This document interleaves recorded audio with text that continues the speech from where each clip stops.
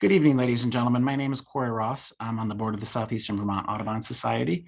Before I introduce our presenter tonight, I just wanted to do a couple of plugs for upcoming events. We have our next Birds and Brews scheduled for this Thursday at the Marina in Brattleboro from 5 to 7 p.m.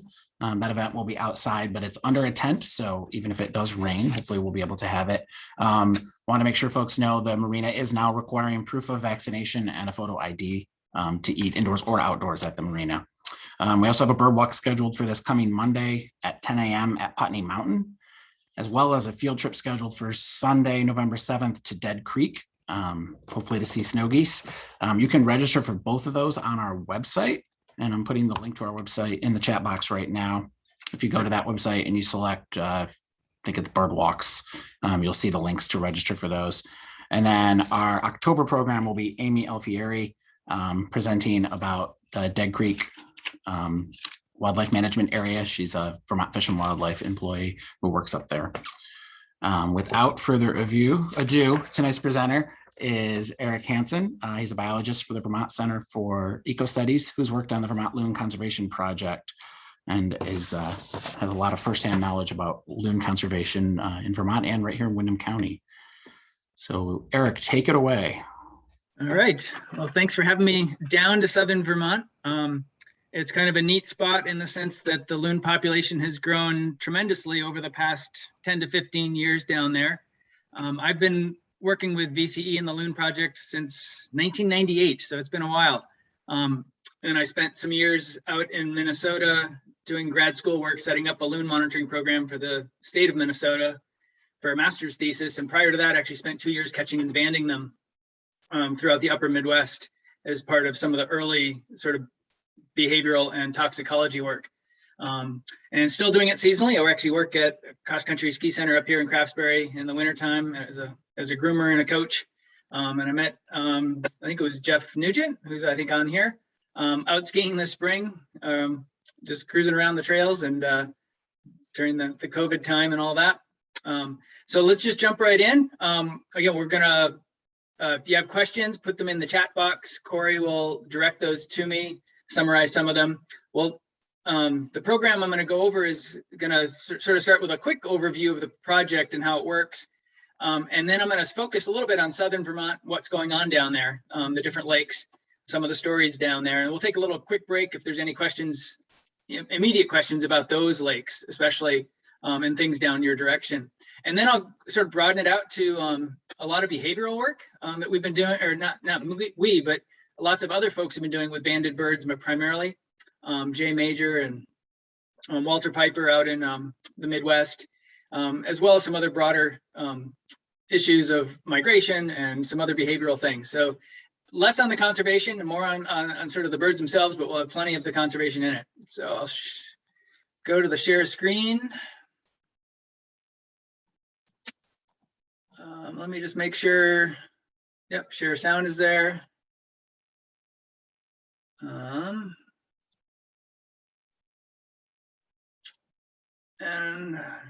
how do you get rid of that top bar? There we go. All right, so Vermont Center for Ecostudies, they're based in Norwich, Vermont. Lots of different things going on there. It used to be a lot of bird work, but it's still bird work, but totally expanding out to especially insect work and atlas work. Yeah, Atlas for Life. Vermont Atlas of Life project is a real big one and gets a lot of people involved, looking at old data sets, looking at iNaturalist and getting people to submit things.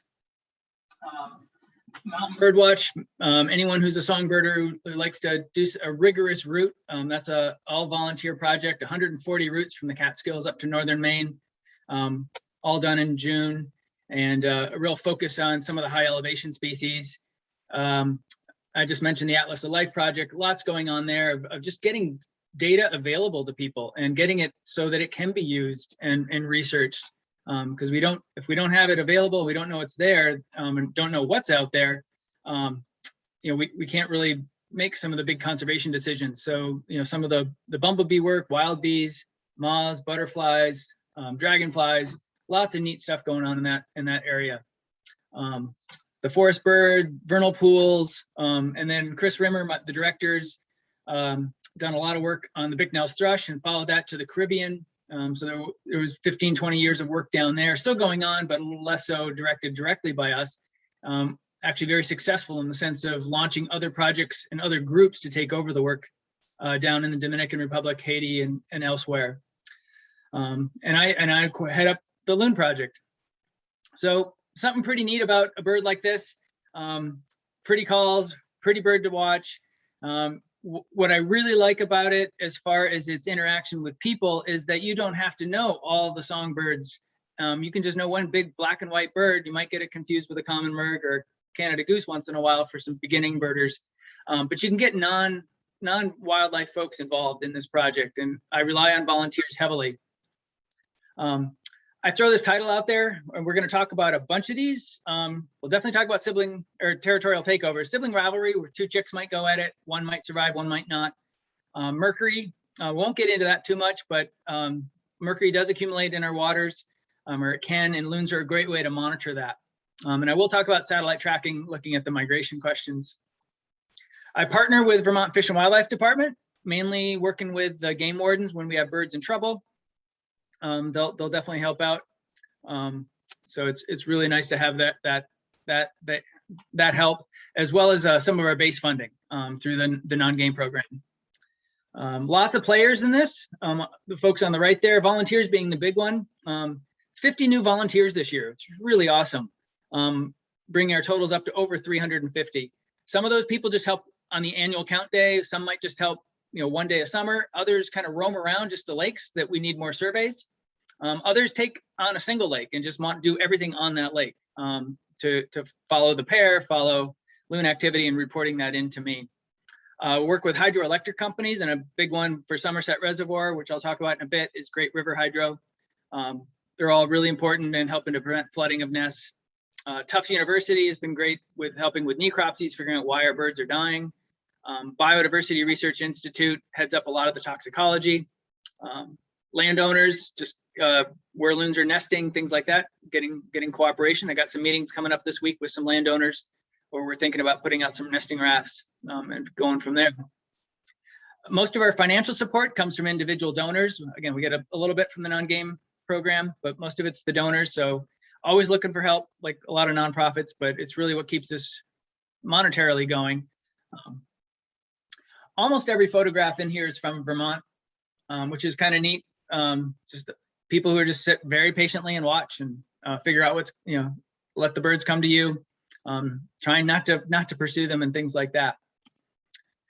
What's great about, again, this project for volunteers is people can take part in about every aspect of it. So monitoring pairs, the management. So if we use nest warning signs or rafts, education, both directly and indirectly, just talking to your neighbors, of knowing a little bit more about loons and what they're up to. Rescues, we'll talk about that because we've had several in your area in the last few years. A little bit on the research, but not as much as some of the other groups. So here's where we were back 1983, 7 nests that year, 12 pairs. One of those pairs that did not nest was on Somerset Reservoir. Pretty amazing that even while we were in our low point back then, there was a pair on Somerset, and that pair has persisted since then. But there weren't that many even in north central and northeastern Vermont, where most of the lakes are. And not all the lakes were actually visited during that one-day census. So it was probably more than 29 adult loons, but obviously not that many. A few years ago, I coined the term that, where we like to be, paddling, boating, picnicking, hanging out on shorelines, islands, is right where loons are. And often, especially the islands, is where they like to nest, one of their first choices. Marshes, a little bit less so. But there's lots of things we can do to help, and we really have done this, and it's made a huge difference over the past 20, 25 years. So nesting is really the most vulnerable. That's where we focused a lot of our management. They start anytime from early May, mid-May, all the way until late June. We occasionally have had a July nest. So a big window of nesting. They can re-nest if they have a failed first nest. We've even had a few triple nest attempts. Takes about a month for incubation. Mom and dad both sharing incubation duties almost equally. There have been 3-year-olds that have nested, males, 5-year-olds for females, but really they wait a while. And we'll get into this whole idea of, or the concept of, how do they find a territory? and a spot, especially when places are limited. And we'll get into that in the behavior talk or behavior section. They really like the rafts, islands, and marshes because they can build a nest site that's a little ways from where the predators are. Shoreline predation, especially raccoons and probably fox and mink, are the biggest causes of nest failure. People and dealing with that and boating, if it's near a boat channel, we might put out signs like this. We use them both on South Pond and Sunset Lake and a few up on Somerset, as well as Raponda, actually a lot of those lakes down there, just to give them a little quiet area while they're nesting. We'll use nesting rafts, mainly dealing with flooding issues. So if we know water bodies are going to go up and down, sometimes we'll use it for lack of predation, but not as much as we used to when they weren't doing so well. Now it's more of lack of habitat. If they're nesting right near where people like to be, or right near someone's dock, we might put a raft in a quieter spot on that water body to see if we can entice the birds to do better there. And I'll tell the Lake Raponda story in a minute. Chick rearing is always one of the cutest stages. Back riding, mom and dad both taking care of the little ones, 1 or 2 chicks. Those are 1 or 2 week olds in that upper left, and we probably have 5-week-old chicks in the bottom right, kind of into their second molt by then, and then they're going to go into their third molt, which is the lower right, where they're starting to grow in their flight feathers, and eventually they'll look like the chick on the upper left, where they're almost adult size, learning how to fly. And right now at this time of year is when a lot of the chicks are testing those wings, getting exercise, strengthening them up, as they'll all have to head to the ocean for the winter. Those bottom 2 left birds are not chicks. You can see the white dots on them. Those are birds that have done a fall or partial fall molt before migration. That's pictures from Lake Willoughby in November 4th. So the adults do a partial molt. They don't lose their flight feathers because they can't afford to. If they're breeding, they're taking care of the chicks right into the fall. Whereas a lot of birds stop taking care of their young by July, and they have time to do a complete molt before they migrate. And here's kind of where we are as of 2020. 96 nests last year, up from 7 nests. I mean, just an amazing success story looking at the rise in both chick numbers and nests and territories. And this year we actually broke the record with 109 nest attempts. Not as many new territories, but a higher percent of our birds nested this year. So it's been a real success story. I'm expecting this to start plateauing a little bit as competition and eagles and other things start to level out the population growth. At least I'm actually kind of hoping it does, because most of our lakes in central Vermont are occupied, and even down in southern Vermont now, not a lot of empty places. And so there's where they kind of are. So again, it's mostly where the lakes are. We've definitely got this growth in central Vermont, and I haven't added, because this is the stars yet to the left, but we have 2 more nests over in west central Vermont, over on another Sunset Lake in Benson, and Glen Lake, which is in Castleton. So, and we counted about 350 adults for the last 3 years. So that's kind of where maybe that's already plateauing, and we're just sort of seeing some of those, the non-breeders finding nesting spots. Hard to say. But on the 3rd Saturday of July, we send over 200 people out to 170 lakes around the state. And that's where that 350 adult number is from. All right, let's jump into southern Vermont loons. And we'll start with Somerset Reservoir, because that's really been sort of the base of where loon activity has been. So they were nesting back in 1978. In fact, there were 2 pairs back then. One disbanded. We're not sure exactly what caused a small dip in the population from the late 70s to the early 80s, but something happened. And then there was just kind of this low period for 15 years. We got back up to 30 pairs, 25 to 30 pairs by the mid 90s. That wasn't that long ago. And then we started producing more chicks through a lot of the management work. And those chicks start coming back to the area. Maybe a New Hampshire bird, maybe a New York bird stick around. And in 2003, we got a 2nd pair on Somerset, 2010, a 3rd pair. And then in 2018 or so, a 4th pair formed. Both those bottom 2 pairs have not had much success and very limited nesting. Whereas the original pair, we call it actually Dandenong Cove pair, named after Henry Dandeneau. I'll show you a photograph in a second because he's been so instrumental in loon conservation there. They've been producing about 8 chicks over like a 10-year period, and we call that chicks per territorial pair. So 0.8 chicks per territorial year, actually, and that's the equivalent of 8 chicks in 10 years, and that's way above the North America average of 5 chicks in a 10-year period for a pair. Here's where they are.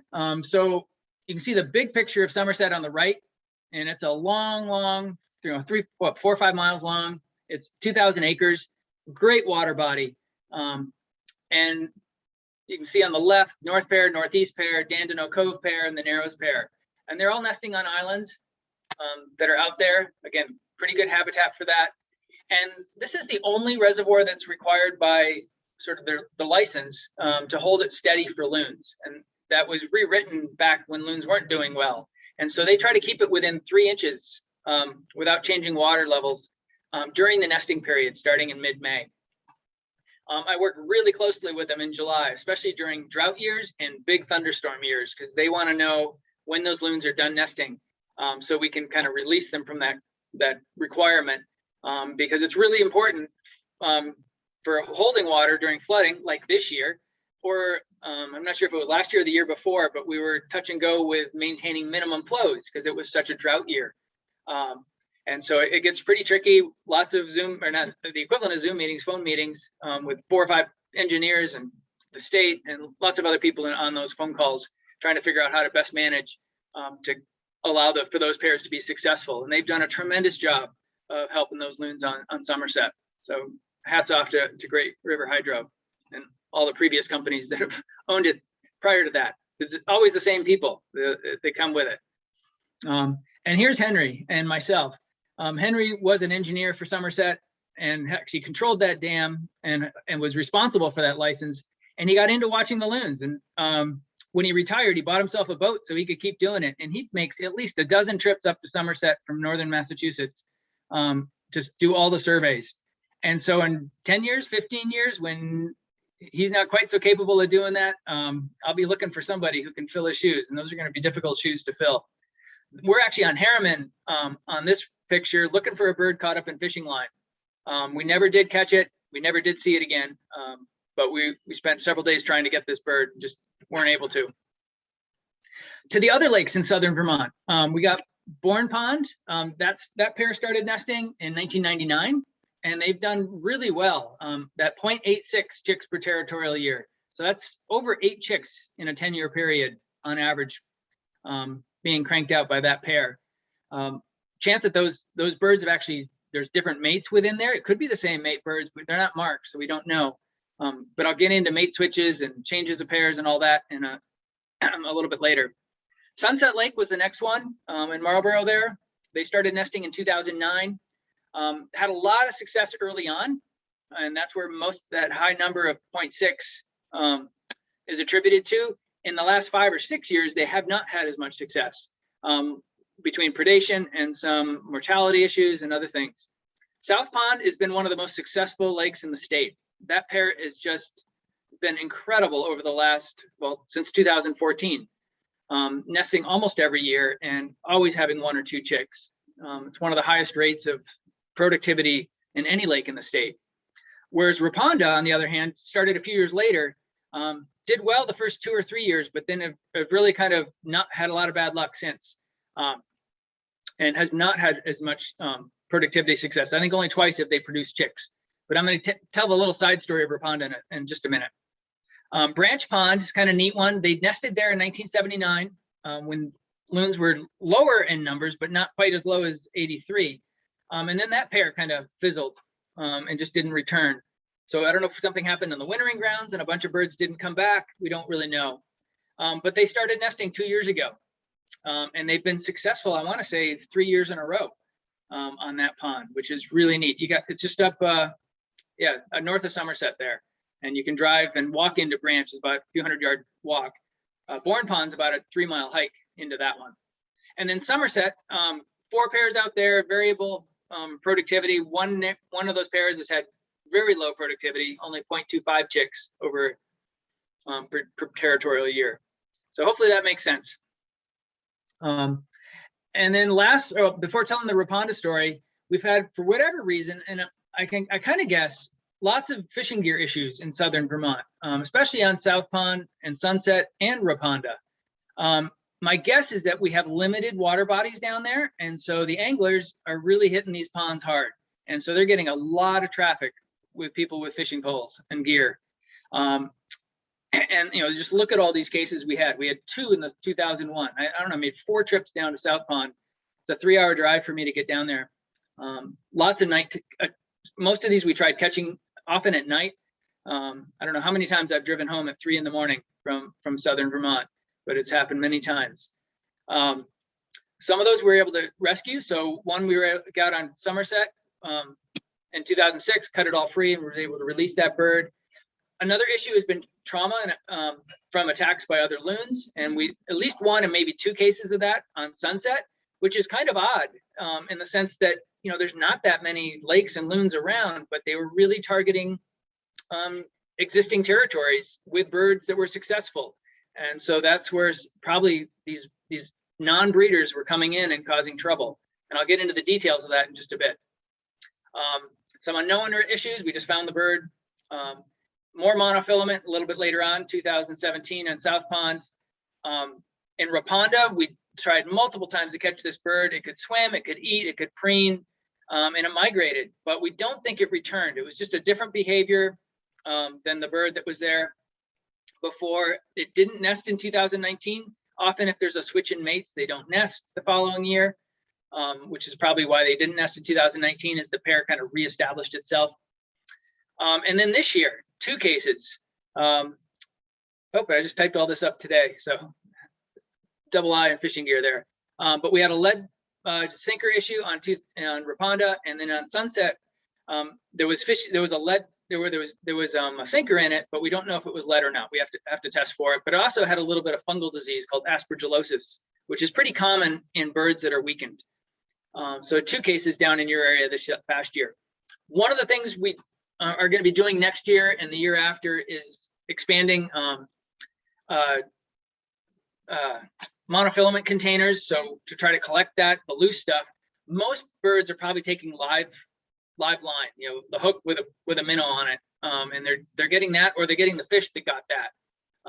And that actually happened on South Pond this year. I have a photograph of a loon that someone caught, captured the photo of a loon swallowing a fish with line going into the fish, and the loon swallowed it all, and that was in early August, and we've been monitoring that pair ever since, and that bird has done all right. It's got a hook in it, but it'll dissolve in the gizzard in those acids. The line will either sort of just get stuck in there, or it might pass through. So far so good on that South Pond bird. So we actually had 3 cases in 2021 of issues with fishing gear down in southern Vermont. And the other thing is we're going to start a lead buyback program, where we're going to try to encourage people just to get more lead out of the system. The lead law from 2007 definitely was effective, reduced lead mortalities quite a bit, but there's more we can do. So quick story on Raponda. They started nesting on the island out there in 2016, right near where some houses are, but it was a good little spot. We put signs out, they did well.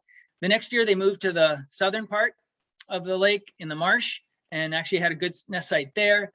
Here's the pair in the upper left is actually in Courtship. So that might be the little island that they nested, or in the marsh area that they nested on in 2017. It wasn't much of a nest site, but it was just enough. Wasn't really a true island, but it was out away from where the predators could get it. 2018, they nested on the island. It took a big climb to get up there. It's not a great island because there's no great easy way to climb on it. Loons they can't walk on land. They can't fly from water right up onto the land. They kind of have to shuffle along on their bellies. And it wasn't so, the nest was actually good once they got up there. But one of the birds got caught in fishing line. This is the one that could eat, preen, and then it migrated later, but that broke up the pair and they gave up on the nest because it was in the middle of nesting. Here's Henry and I trying to catch that loon. We did a daytime, never got close. Tried several nighttime captures. Again, never got close. The bird was spooked. Sometimes night captures work because you can sneak in on them, blinding by the spotlight. But in this case, it did not work. And then in 2019, did not nest. 2020, they nested on these folks' beach, shoreline. And these are maintenance workers who are working around the house. I mean, they could care less about people, and so habituated to people. But it was a fox that got the eggs on this one. And we were sure that, okay, this is a spot where let's get a raft out there, see if we can get him at a quieter spot. So Henry came up from Massachusetts, and Nikki Steele, who's in the front of the boat on the right, who's done so much work down in Raponda. We put a raft out at the southern end. Did the loons go for it? No, they went back to that beach, that shoreline, for whatever reason, crazy birds. And no sign of fox, doing really, really well. And then one bird all of a sudden was like beaching itself, not doing well. And then this one ended up dying of lead poisoning this summer in the middle. And that the female, this is the male that died. The female stayed on that nest for 6 weeks, trying to do it by herself. During that time, another bird came in. That other bird actually started incubating. And we only know this because we documented it so closely. So really strange to see that, unusual. And hopefully that new male and the female will nest next year. We're going to put out a second raft just to see if we can get them away from that shoreline and get them into a better spot. Nikki Steele's here on the right. Again, done some amazing photography. She's up there monitoring these birds that are in trouble 2018 and this year, almost every day, telling me what's going on. And this is my helper, Eloise Gerard, who went down to try to do a capture attempt this summer and weren't able to get it that day. But later it beached itself and it ended up dying. And we work with VINs, and they've been great for helping with necropsies. Okay. Any quick questions that came in, Corey, about Southern Vermont loons? No, we don't have any questions in the chat box yet. If folks have questions about what Eric just went over, you can punch those in the chat box, or you can unmute yourself and ask. Okay. And Eloise and Nikki are sporting our new t-shirts and sweatshirts that we just got available through a website called Bonfire. So if anyone needs new attire, new Christmas gifts, let me know and I'll get you the link to it. But it's Bonfire is the organization, and you could put Bonfire and Loons and probably find it. They do Mountain Birdwatch t-shirts and Vermont Alice of Life t-shirts. And I got the print on Eloise's shirt there is right behind me. Oh, you can't see me. That a college student I worked with gave me a few years ago. We were able to use it for the design. All right, well, we'll jump into the behavior stuff for the second half of our program tonight. Well, first, quick shout out for, I always feel guilty focused on loons and just loon. I mean, I help with Mountain Birdwatch. I help do a forest bird survey.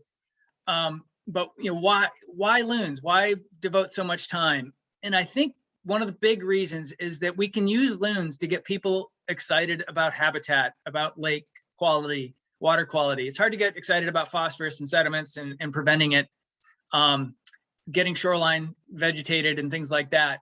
But if people care about their loons and realize it's the base of the food web, it's those shorelines, all of it makes a huge difference for loon food, for loon habitat. Maybe people can start changing a little bit how they deal with shorelines. Because there's a lot of this out there, people just cutting it right down, opening it up. There are some new laws to prevent it from happening like this, but it's like a lot of laws, it's a little bit too late.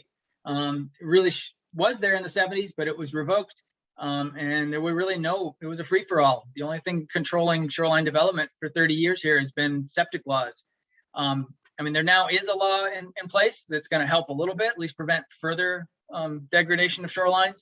But hopefully we can swing people the other direction, because it doesn't take much. You can just kind of let things grow and it'll come back to be some habitat for songbirds, for frogs, amphibians, for mink, and just improve that water quality for the base of the aquatic food web, which will help our loons and anglers alike. So it's just really important, really simple. Lots of things depend on it. Okay, so a lot of behaviors are pretty obvious. You know, you got an adult taking care of a chick, feeding it a little bit. We got a pair together, courting, maybe searching the lake for the establishing their territory. But then you have a lake that normally has 2 loons, and there's all of a sudden 4 loons. Who are those other 2 loons? Where are they coming from? Or these 2 loons to the right with their bills down. That's a different sign. They're not calm. I mean, something's going on there. And there's a lot of different things going on in the any songbird, any wildlife. When we start watching closely, there's so much we can learn. This guy Jay Major spent 2 summers during his master's degree looking at behaviors of males and females, and the accumulated numbers are right here. So foraging, 54% of the time before they nest was foraging. I mean, they're hungry. They're trying to feed up before they start getting on that nest. Because look what happens when they nest and when they have chicks. They spend, almost half the time being able to feed for themselves. Locomotion, that's when they're just cruising the lake, establishing the territory, watching out for other loons. So again, a lot more pre-nesting, a little bit less later on. Resting, they're all taken care of. They're preened, their feathers are good. They're not hungry. So probably less time resting than we do. At preening, that's when they have to take care of their feathers and zipping them up. That doesn't change much throughout the season. They got to maintain that waterproof barrier all the time. And zipping up those feathers is really important. Social gatherings, that's when you get big groups of birds, more than 4 or 5. Really happens sort of midsummer, late summer, even more now. I just got a report of 17 loons on Caspian Lake nearby where I live in Greensboro. But a lot of the birds from nearby small lakes have disappeared already. They've gone to join these big groups, at least for some of the time. Then there's courtship. Not a lot of time spent doing that, but that's sort of just keeping that pair bond strong. Nest building, they don't build elaborate nests, as you can see, 0.2%. Some in marshes might be more of a nice bowl. Other times it's just a scrape on dirt. Incubation, they're literally on that nest 98, 99% of the time for a normal incubation. If they're off more than that, things start to happen to the eggs. Feeding the chick, 15%. Resting with the young. Here's the only difference between male and female in this study. Males spent more time with the kids, 2% more. And then agonistic, that's defense, dealing with intruder loons. Doesn't happen a lot, as you can see, but when it does, it's really, really important. And we'll get into that in a minute. So courtship or challenge, those 2 birds that had the bills down at the beginning, those could have been courtship, pair getting together, but it also could have been an intruder, and they're kind of talking to each other. So those birds on the upper left, those 3 birds, the bills are down, but then you also see one of them in the middle with the chest rising a little bit. There's some angst going on in that photograph. The 2 on the right, most likely a pair kind of searching for a 3rd bird, and their bills are up, very high alert, tipped up a little bit. The one on the right is probably doing a tremolo call or a whale call. Social gathering, that's a bigger group. You see less, I guess, defense going on in those, a little more getting along, but there's still probably a lot of stuff going on between checking out pairs, who owns the territory, who's coming from where. They're getting to know each other, getting to know the neighbors. The yodel is probably one of the most important calls, as far as only the male does it, and it's a territorial call telling other loons to go away or that it's occupied. The whale call is a more of a identification call. Who's who? Where's my mate? Who's that at the other end of the lake? The tremolo is more of an alert call. It could be something's up. It could be something's really up and I don't want you around. An agitated call, often given at boaters if they're too close, or human noises that are really loud nearby, but again, often aimed at other loons. And then there's the hoot call, which is sort of close communication within a pair or a group. So we'll go through them right now. So I'm going to start with a whale.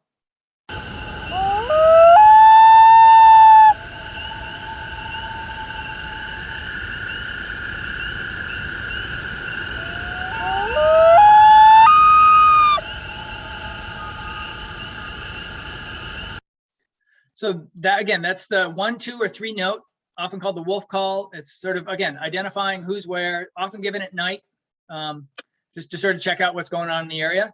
The tremolo, again, more the agitated call or something's up, the alert, but it can also be an excited call. I've seen this when family members get back together, both with their mates or with a chick.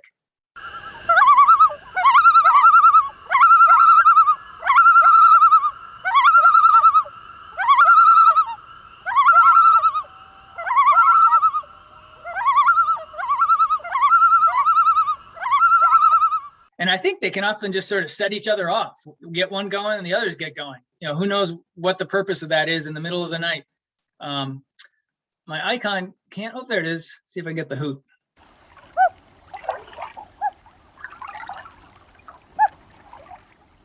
definitely one of the neatest calls, especially on a quiet morning or a quiet evening, no wind, and you can hear it all the way across the lake as they're kind of hooting to each other, the family group. Really neat to hear. And then the yodel, which is probably one of the most studied by this guy, Jay Major and Charlie Walcott.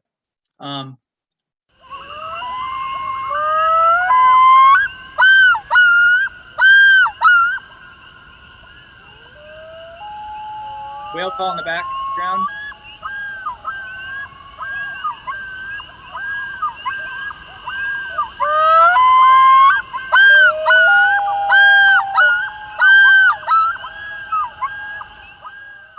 So to do the yodel, the male has to extend its neck like this and put the head out. And what's going on, there's several things. There's an introductory note, and that introductory note the frequency of that indicates sort of the fitness of the male, the body condition of that male. The deeper the call, the bigger the bird, often the one you don't want to deal with, because mass or weight does matter. If it's a higher pitched one and they give a yodel it has a higher pitch, there's a chance that bird's more likely to get challenged because they know that it's a smaller male if that bird is looking for a spot in the territory. But the repeat syllables, the ones at the very end, sort of there's the intro. They might just give 2, 3 of those, maybe 4 or 5, indicates that, please go away. This territory is occupied. But Jay in his studies found some that would give up to 20, 25 of those calls, repeat syllables, when they were really angry and really in the middle of a battle with another loon. And so it can really make a difference. Even with those birds that are smaller, they can make up for the higher pitched with more repeat syllables, showing their high motivation to hold the territory or to defend. And they're very good at using this call. Like a bird might be flying over, give a tremolo in flight. That's a 4th call that I didn't go over. And then the male might give a yodel from the water to tell that bird to keep going. And so it's a really great way to kind of avoid fighting by communicating. So lots going on in those calls back to each other. And it's not just the 2 males that are usually involved. There's females that are listening into it. There's other males listening to it. They all get to know each other. The other neat thing about the yodel is it's unique to each male. And that male will carry that yodel wherever it goes. And birds learn to identify. We can identify it on a computer, which male is which male. So it's really neat to kind of get into the details and listen to Jay tell the stories of what he's observed with this. So this is just the intro to what's going on with the yodel. There's whole papers out there on it. And here's an interaction with an intruder loon and a mate and a pair. And it might be that the 2 males will go at it, and you can see the bird in the middle is about to do a yodel with its head out. The female may sit back and watch, but not all territorial stuff is male on male. Females will also challenge each other, and the male will sit back and watch. So there's neat photograph that someone sent. The other part is visual communication. And they can easily help prevent, again, fighting by just sort of working it through, talking to each other and visually displaying what's going on. So there's less aggression often in these little circle dances, little short dives, but no major splashing going on. And this is probably the most common interaction with an intruder loon. You get a bird fly in, they'll swim in a little circle, they'll swim together for a while, they'll swim in a little circle, and then 20 minutes later, one swims off and flies away. And that's it. And people often think it must be the chick from the year before, or and it's not. In fact, very rarely do the chicks come right back to where their parents were. And so, again, just through a little communication, if the territory is occupied, move on to another. It could be that bird is just coming in and checking out who is the pair, how strong are they, where are they nesting, do they have chicks? There's lots of information they're gathering. It gets a little more aggressive when they start doing a little more aggressive diving during those little circle dances. We call them splash dives. The head rises, the chest rises. That bird in the upper right, that chest is rising a little bit. It's definitely a little more aggressive.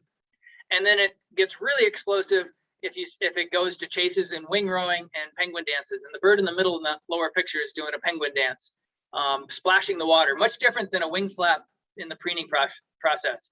So there's some super territorial stuff going on there. But all of this, again, it can prevent fighting, and males will fight to the death. Females less so. Not all of them will do that, but it can happen. But again, 90% of the time, you see a triple or a group of 3 or 4, and it ends peacefully just because of, through vocalization and through visual communication. So, and then Walter Piper, who's been following 2,000 banded loons out in Wisconsin, has just really opened the gates to what we're learning about other parts of loon behavior and how do they actually find a territory and which territories do they go after and all of that. To do that work, we actually catch them at night using spotlights and a big salmon dip net. When you scoop up that bird, you put a towel over the head, put some bands on it, take some blood for toxicology work, and then you can follow those banded birds. I'm actually going to go to East Long Pond this weekend where a banded bird was seen and we don't know where it was from or where it was banded. And I'm hoping to identify both legs, 2 bands on each leg, and get a unique color combination and figure out where that bird was banded. So some of the things that Walter has learned. On average, both the male and female return 70 to 83% of the time, but 15 to 30% of the time, there's a switch in one of the mates. Sometimes that's mortality. Sometimes they move to a different lake. We don't know why. And then the interesting one is the territorial takeover. So it used to be thought loons mated for life, but really, at least in Wisconsin, the average marriage is only 4 to 5 years before there's a switch because of all those other reasons I just gave. So there's often multiple partners over a lifetime, but during the breeding season, they are monogamous. And there are birds who have stayed together for literally decades. And I'll tell that story toward the end here. Some of those, especially young birds, they just find an unoccupied part of the lake, find a mate, and they start a territory. And that's one way of starting a new territory. No previous territory there. So they're just checking the lake out and there's no other loons to bother them. The other one is passive replacement of a breeder. So one just disappears. It could have been it moved. It could have been that it died. So that one on Raponda that I was mentioning this summer, where another male came in within a week or 2 of the male disappearing, that was what we call passive replacement. And we talked about social gatherings and those groups of 3 and 4. They're gathering all that information about who is the pair, how strong are they, where's the nest sites. And so they know these lakes, they know the birds, and they know when one has disappeared. And so if you know the territory already and know the birds already, you're more likely to have success in doing a replacement and finding a breeding spot. So really important that they do know the lakes and the pairs in the area really well. And then the last major way of finding a territory is this, again, takeover, or usurpation is the word. And it's almost over a third of the time. So pretty important part. Just occupying an empty part of the lake tends to happen more in the young birds, but they'll still go in, gather information. Again, who's who, where's the territory, where are the safe spots. You'll see interactions with the pair for a non-breeder flying in, but much less aggression seen. They definitely try to avoid getting into any fights. They're not as strong at that age, and they're a little more prone to getting hurt if they raised a big deal. So they don't. They keep quiet to themselves and prevent causing trouble. It's the males when they're 5 to 10 that you see the most takeovers happen. That's probably when they're strongest. They're their highest weight during those years. Females will do this throughout the entire time. They don't see as much of an age-related change. So what are they learning when they come in for an intrusion? When they fly in, check out the pair? They tend to happen more often a year with chicks and a year after chicks. It seems like that is a sign that they know that there's success. You have a mate, you have a lake with food in it, and you have a nest site. And all of that means success if you can get a spot in that territory. You also see more intrusions after there's been a change in the mates, and anthropomorphize here that it's probably a weaker pair bond. They haven't been together as long, so they're more vulnerable to a takeover again. And so once a change happens, it may set off a chain of changes going on, which is, we would never know this if these birds weren't banded. And so you may wonder, why aren't my birds nested? They haven't nested for 4 years or 3 years. Well, it may be that they've gotten into the cycle of changing mates, and the pair is just not established and got the hierarchy amongst all the other local birds. If there's chicks present, they often go into hiding. And I throw that upper left picture, and we call it stashing the chicks. And I often get, it's one of my more frequent phone calls. We lost our chick, there's an intruder. And I said, well, you just haven't seen it for when's the last time you saw it? So just wait a few hours, wait till tomorrow and see if it's still around. And more often than not, it's doing just fine. If a bird loses a fight, they definitely will hunker away and go away, but usually not very far away if there's water to be occupied. And often these birds that get kicked out of a territory are the ones starting a new territory 3, 4, 5 years later, somewhere else nearby. But they also tend to avoid fighting ever again. At least that's what Walter's found out in Wisconsin. So in summary, loons are kind of more site faithful than mate faithful. The males challenge males, females challenge females, and the other one will sort of sit back and watch when it really comes down to a battle. Yeah, it's just it's an interesting thing to watch. It's all part of loon life. This is called wing rowing when they're cruising along like this. And this can go on for hours if the chase is pretty serious. All right, switch gears here. How long do loons live? Really common question. And the record right now is probably 37 years. I wrote this last year. This female out in Seney National Wildlife Refuge in Michigan. She was banded 1989. She was probably at least 5 or 6 years old at that point in time, because they usually don't nest until they're 5 or 6, 7. So she's been around a long time. And what's interesting is that she is mated to the longest living male ever recorded, who was banded as a chick in 1987. This is when the banding first really started. They partnered up in 97, and they've been together ever since. I think they produced over 30 chicks between the two of them. This is pretty rare to have two, one, to live this long, and two, to have a pair stay together this long. Most loons can reach 20, but obviously there's lots of things that can happen before they get to that age. When they reach 20, there's definitely a slow decline, or you start seeing birds disappear, and you see them lose spots and territories pretty quickly. Senescence. So Walter Piper was pretty psyched about this statistical graph, and I don't even understand it because it's beyond my statistics. But really, if you look at that blue line at 20 and you see the rise in those numbers, that's an indication of just birds disappearing and birds dying more often after 20. But they do pretty well right up to 20 before they slowly, just are in decline after that. But some can obviously do well. Okay, migration. Lots of banded birds. We followed those. Those are the circles and the squares. So white being Maine, black being New Hampshire, one clear one there in Vermont, the gray ones in New York. And then the squares were where they were resited in the ocean. And you can see most of the Maine birds were off the Maine coast down to the Cape. Our one island pond bird was down in Martha's Vineyard. New York birds, Cape all the way down to Long Island Sound. And the arrows are telemetry birds. They were actually satellite implants. There was a reading taken every 2 days. It's very likely those New York birds were making their way to the coast in a single flight without stopping. You're flying 50, 60, 70 miles an hour. There's one bird there that went to Lake Champlain, then to central southern Vermont, and then to the Cape in 5 to 6 days. And then there's one chick in there, the dotted line. And that bird left in late November. It didn't arrive to Long Island Sound until January. It took 56 days or something for it to sort of puddle jump its way to the ocean. But once it learns the route, it can then do it that quickly. But obviously they have to learn the route, at least based on the sample size of one. They don't learn it right away. They migrate on their own. The adults usually leave first in October, and the chicks usually leave a little bit later, later October into November, and sometimes even December. But they all really got to go to the ocean. You got some that hang out at Lake Champlain probably all winter if it doesn't freeze. Yeah, I don't think I have anything else to add to that one. But that's just New England migration. If you see, where Canada, where most of the loons are, there's over 500,000 loons up in Canada, and many of those are in upper Manitoba, Ontario. Most of those birds are actually headed to like the Chesapeake, Florida, and the Gulf of Mexico. They much longer migration distance. Midwestern birds from the United States, they're also headed down to the Gulf, the Carolinas. And then at some point when you get over to Saskatchewan and Alberta, they're going to start heading over to the West Coast. So kind of a split there.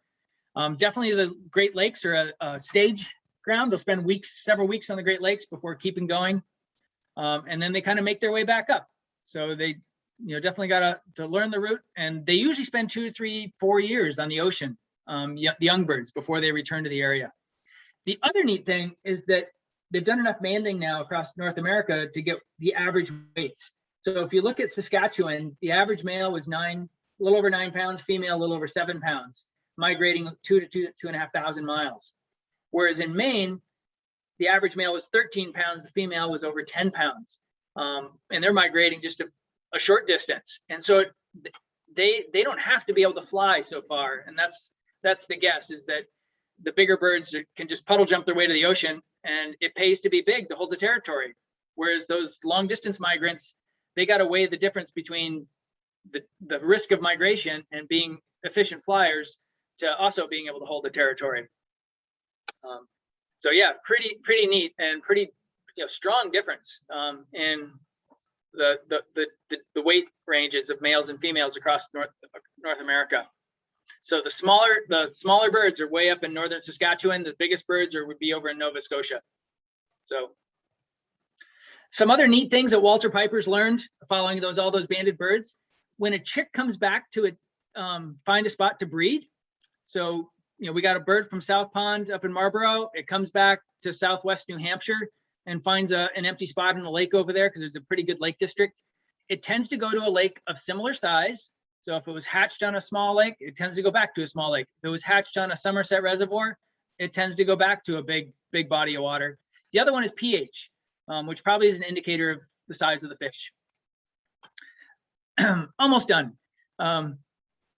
Love to share these stories, so I'm sorry if it's going a little bit too long, but this is information you don't often find out there. So the other neat thing was breeding site matching. So a loon loses a spot in a territory, gets kicked out, 3 years later shows up on another lake and starts breeding. What type of lake does it go to? Well, size no longer matters. pH still does. So it probably, if it's more acidic or less acidic, again, type of fish that's probably living in those lakes. But then clarity really popped up in the regression.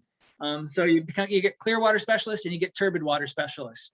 Birds that can live in murky waters where you can't even see your hand. Total different feeding strategy.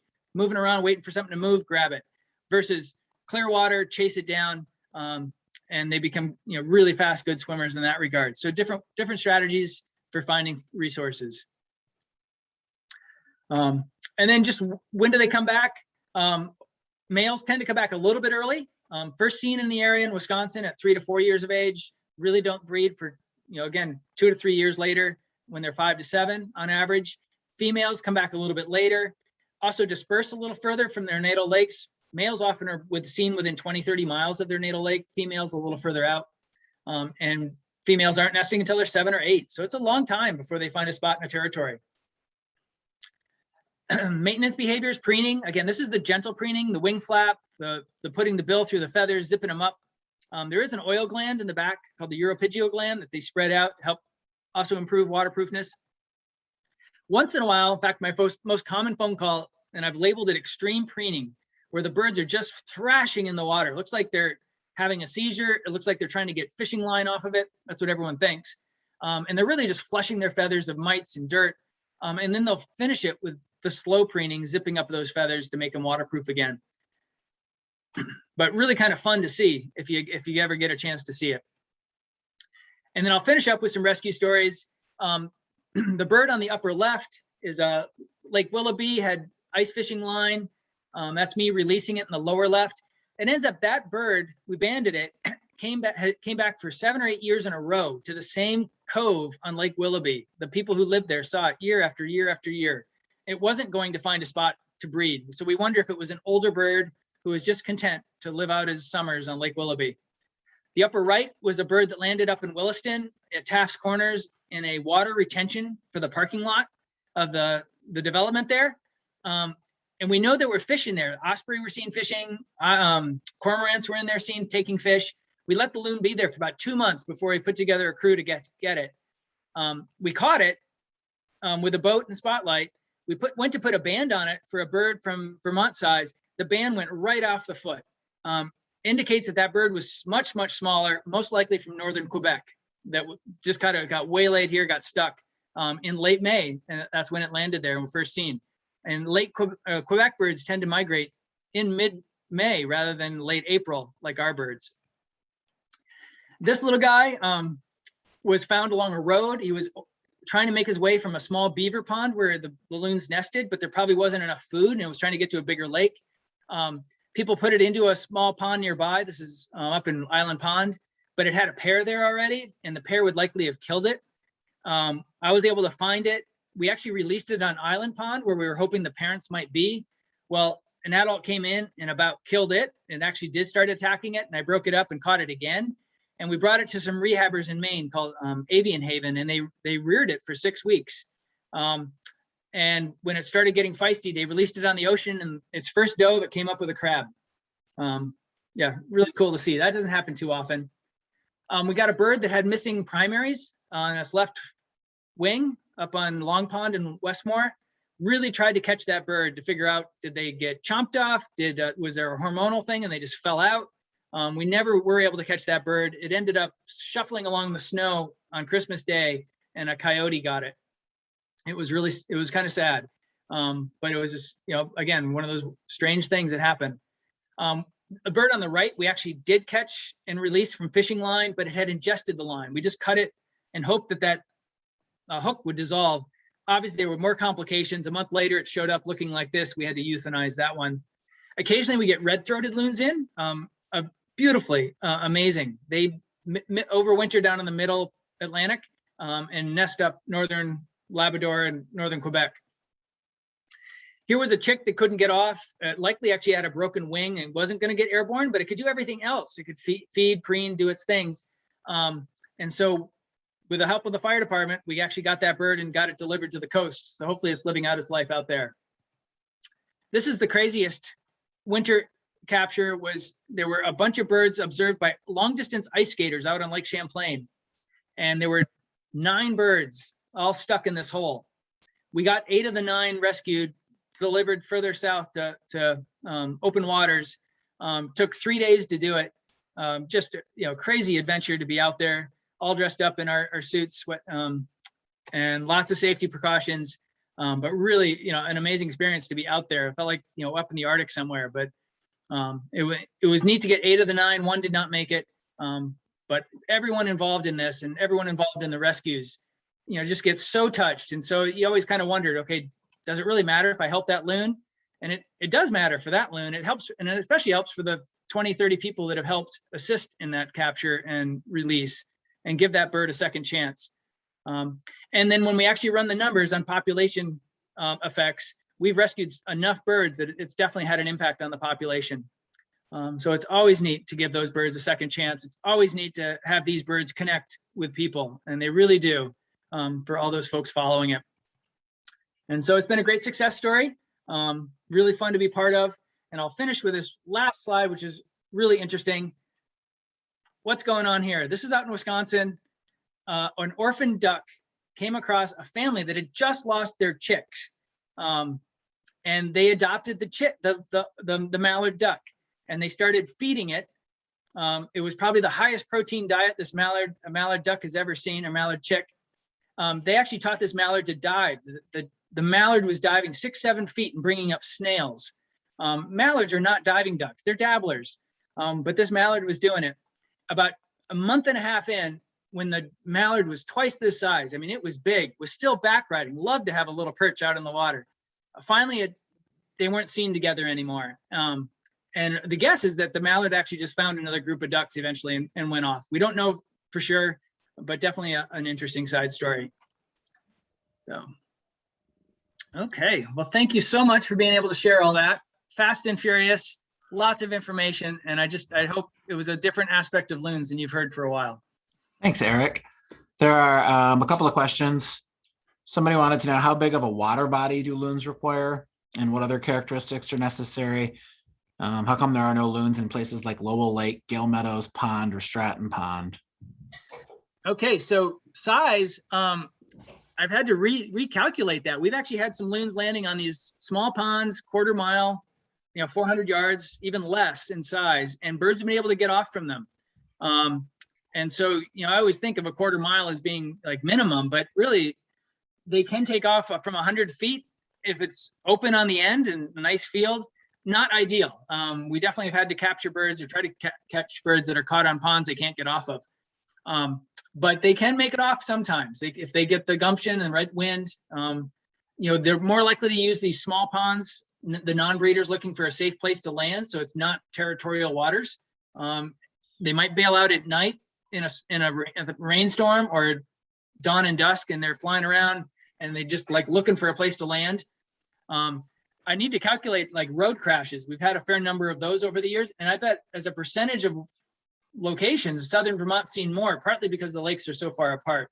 And so there's not as many places to bail out when they get in trouble or get tired. You'll occasionally see some on rivers landing there, just temporarily using them on the Connecticut, some of the big water like that. We do actually now have nesting on Lowell Lake. I forgot to add that one into the list. They just started 3 years ago, and they've been really successful with the nesting part, really unsuccessful with the chicks.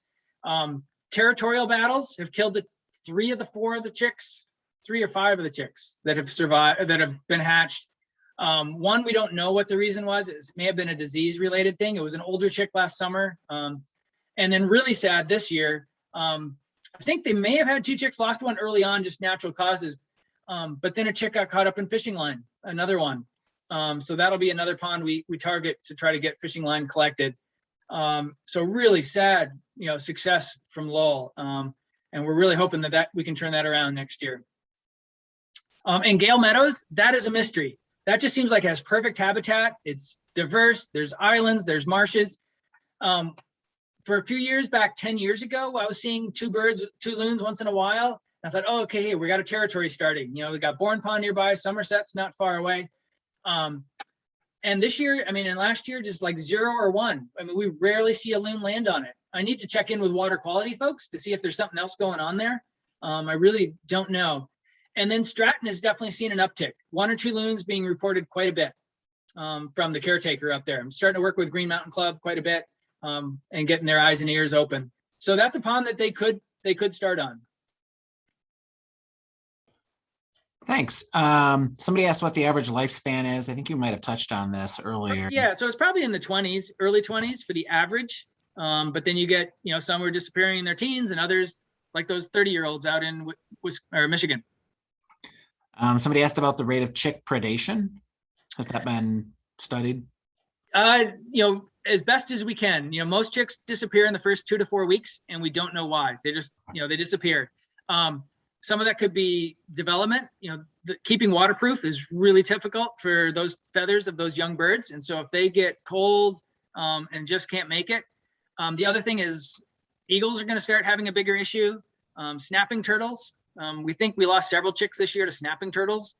And then the territorial battles. The parents might be fighting and then the chick gets neglected. Something could happen with a predator, but it could also be that the intruder would knock the chick out in an attempt to sort of weaken that pair bond and have a better chance of doing a takeover either this summer or next year. Interesting. And then someone asked if there's a similar program in New Hampshire. Yeah, it's even a bigger program, Loon Preservation Committee, LPC, loon.org.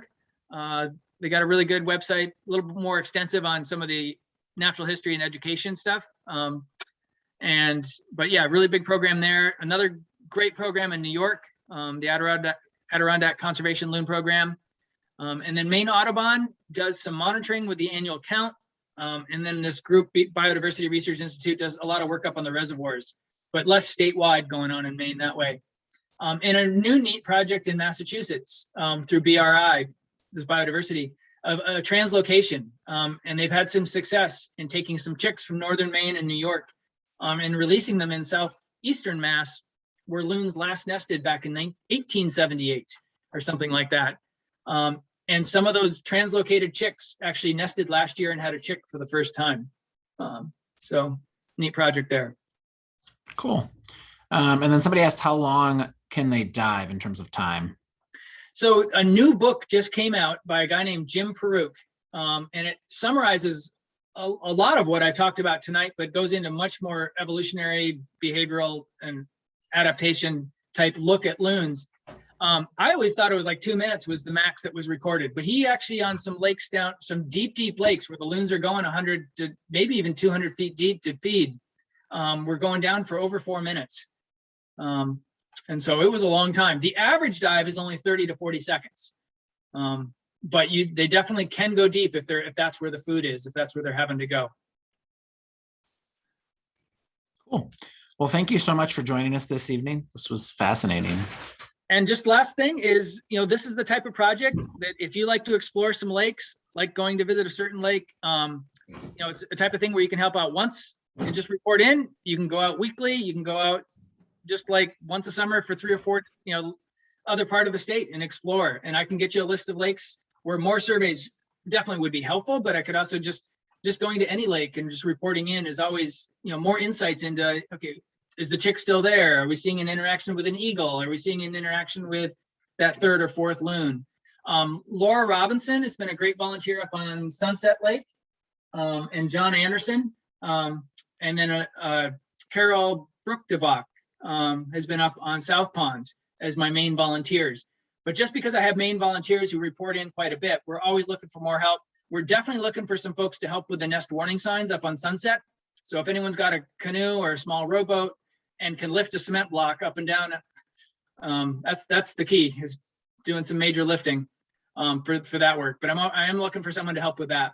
And then if anyone long distance paddlers or boaters like to go out on Somerset, we can show you where the territories are and how to start helping to watch those pairs. Should folks contact you if they're interested? Yep. Go to Vermont Center for Ecostudies and find the Loon page and you'll find me. Great. Well, thank you so much. It's after 8, so I think we're going to call it a night, but this was very interesting. All right. Thanks for having me. Great to share. All right. Good night, everybody.